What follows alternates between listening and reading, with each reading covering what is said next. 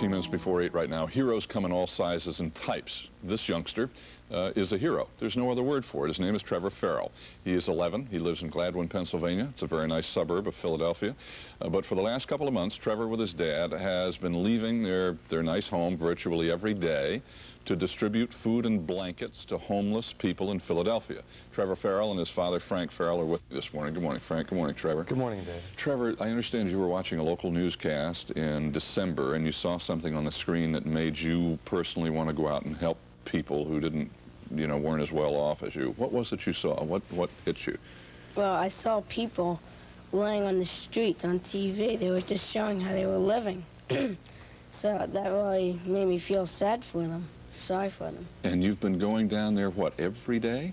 What is it you do? Every night of the week, except for sometimes we skip one night a week. Right. And what do? You get in the car, right? Yeah. Get in the car, put in some blankets and pillows and some food, and go down and see them. And what, right out in the street? That's right. How do they react to you, Trevor, when you go up and give people things on the street? They a lot of times say, "Oh, thank you very much. I really appreciate it." And sometimes I talk with them, and they say, "God bless you." And they're really nice when I give them something. Frank, have you ever had any concern for being down there with your son? Yes, I did, David. When we first went down, I was very apprehensive and wary of the situation. Right. But after seeing them and see how they react to Trevor, they take things and accept them from Trevor that they wouldn't take from an adult. And if you could just see their faces, their gratitude and their tears, it's heartwarming. Where, now, you say blankets and pillows and so forth. Where are these things coming from? I mean, you're not just taking them out of your home. Where are the things coming from, Trevor? We started from taking them out of our home. Then we ran out of stuff, so I asked my grandmother if she could donate some things, give us some things. So she said, all right, and she gave me a few things.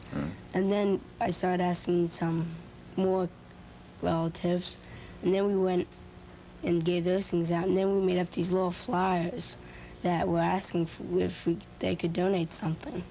And I put those in store windows and got a few things from that. So people just bring things to your home now? Is that what happens? Yes, you should see the outside of the house. It's really something to see.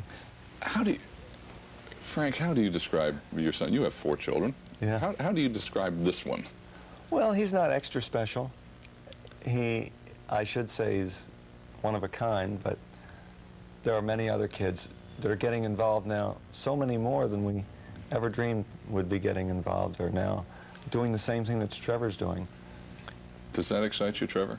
That all of a sudden you're stimulating other people to do what you're doing? And I'm glad that other people are helping too.